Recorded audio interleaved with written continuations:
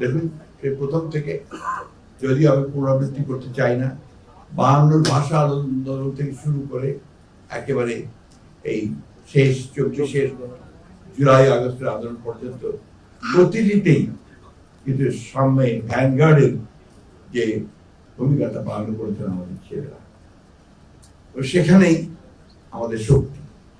আর শক্তি আমাদের সেই মানুষগুলো, যে মানুষগুলোর কথা কিছুক্ষণ আগে রাশেদ তিতুমির বলে গেছেন, যেটা আজকাল আর কেউ আলোচনা করে না অনেকেই, ওয়েলফেয়ার ইকোনমিক্স এর কথা, যাদের জন্য কথা বলা দরকার, সে আমাদের খেটে খাওয়া মানুষগুলো, কৃষক, শ্রমিক, মেহনতি মানুষ। বৈষম্য তো তাদের কাছে, পুরো বৈষম্যটা তো সেইখানে। সেই কথাগুলো কিন্তু আমরা অনেকেই বলছিলাম।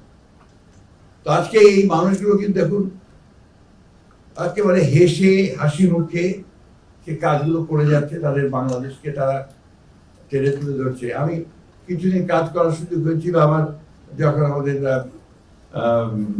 বেগম খালেদা জিয়া প্রধানমন্ত্রী ছিলেন, কৃষি মন্ত্রণালয়ে কিছুদিন কাজ করার সুযোগ হয়েছিল। তখন মাঠে ঘাটে ঘোরার অনেক বেশি সুযোগ সৃষ্টি হয়েছিল।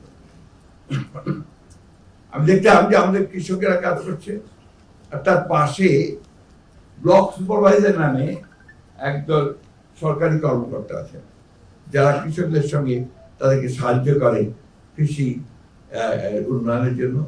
বিভিন্ন নতুন নতুন যে আপনার যে ইগুলো আসে, টেকনোলজিগুলো আসে, সেটাকে কিভাবে ডিসেমিনেট করা যায় মাঠের উদ্দেশ্যে। আমার কাছে মনে হয়েছে যে বাংলাদেশের সবচেয়ে দেশপ্রেমিক শ্রেণী বা পেশার মানুষ যদি থাকেন, তাহলে কৃষির মানুষেরা, তাদের সঙ্গে যারা কাজ করেন এই কৃষিবিদ, কৃষি বিজ্ঞানী, তারা।